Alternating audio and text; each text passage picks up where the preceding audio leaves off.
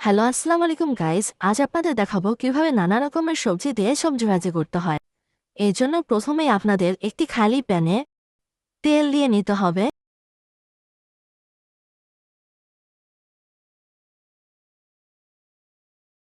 এবার এখানে পেঁয়াজ এবং মরিচ দিয়ে লাল লাল করে ভেজে নিতে হবে।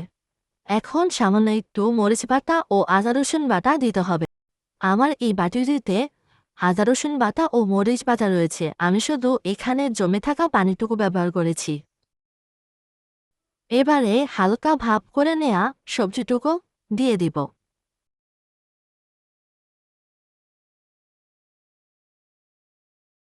আমি একটু খুন্তি দিয়ে মিলিয়ে নিলাম।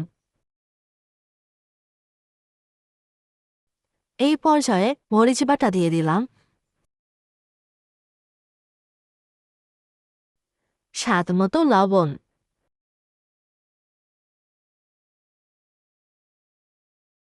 ও সামান্য একটু হলুদ গুঁড়ো দিয়ে দিলাম।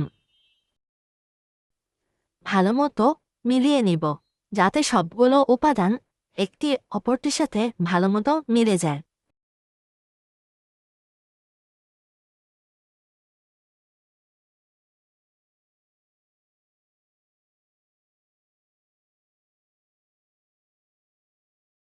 এবার ঢেকে দিলাম।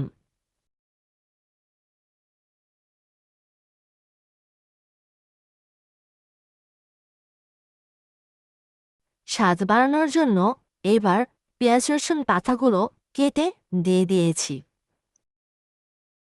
আবারও মিক্স মিক্স মিক্স।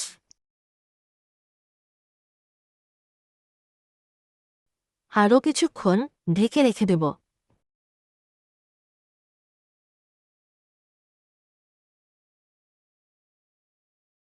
শেষে ধনিয়া পাতা দিয়ে দিলেই শেষ হয়ে গেল আজকের রান্না।